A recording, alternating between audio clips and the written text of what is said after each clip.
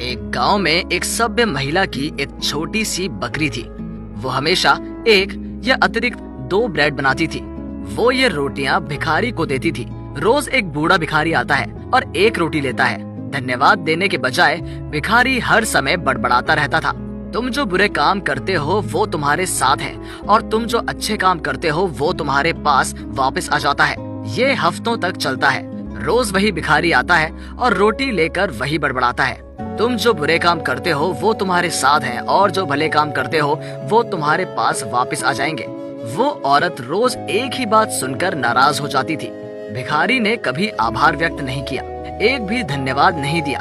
एक दिन महिला ने सोचा, भिखारी रोज यही कहता है, उसका क्या मतलब है। फिर सज्जन महिला धीरे धीरे नाराज होने लगी। एक दिन वो और अधिक नाराज हो गई और उसने सोचा, मुझे इस कृतज्ञताहीन भिखारी से छुटकारा पाना चाहिए। उसने भिखारी के लिए जो रोटी बनाई उसमें जहर मिला दिया। उसने भिखारी को दूर से आते देखा। वो भिखारी को लगभग रोटी देने ही वाली थी, लेकिन आखिरी क्षण में उसने सोचा, मैं ये क्या कर रही हूँ। उसने जहरीली रोटी को आग में फेंक दिया और भिखारी के लिए एक अच्छी रोटी छोड़ दी। हमेशा की तरह भिखारी आता है, रोटी उठाता है और वही बात बड़बड़ाता है। आप जो बुरे काम करते हो वो आपके साथ है और जो अच्छे काम आप करते हैं वो आपके पास वापस आते हैं।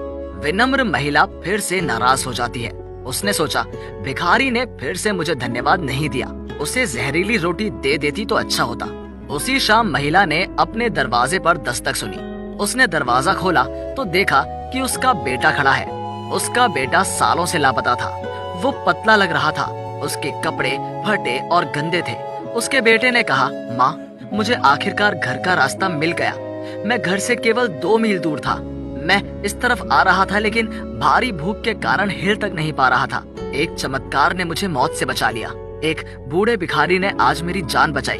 उसने मुझे कहा, ये रोटी मैं हर दिन खाता हूँ, आज तुम खाओ, क्योंकि आज इससे ज्यादा मुझे तुम्हारी जरूरत है। फिर वो बड़बड़ाया, जो बुरा तुम करते हो वो तुम्हारे साथ है और जो भला तुम करते हो वो तुम्हारे पास वापस आता है। लड़के की बातें सुनकर विनम्र महिला का चेहरा पीला पड़ गया। उसके हाथ कांप रहे थे। उसने टोस्ट की हुई रोटी के बारे में सोचा जो उसने आज सुबह बनाई थी। अगर उसने जहरीली रोटी भिखारी को दे दी होती तो वो रोटी उसका बेटा खा जाता और वो अपने बेटे को फिर कभी जीवित नहीं देख पाती। अब वो उस पंक्ति के सही अर्थ को समझ सकती थी जो भिखारी ने उस दिन कहा था, तुम जो बुरे काम करते हो वो तुम्हारे साथ है और जो भले काम तुम करते हो वो तुम्हारे पास वापस आता है।